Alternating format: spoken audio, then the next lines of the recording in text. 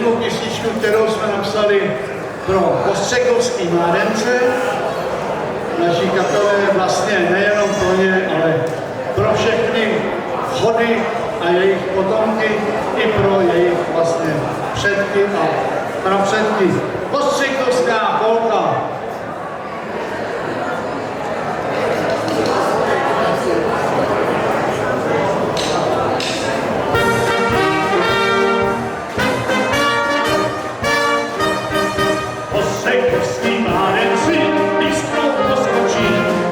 Drží ručí náručí, polku roztočí.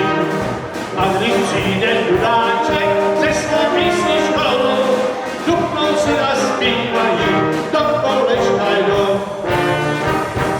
Hocký koláč zdobení, mimo chleba sůl, nepřemne ze zelí,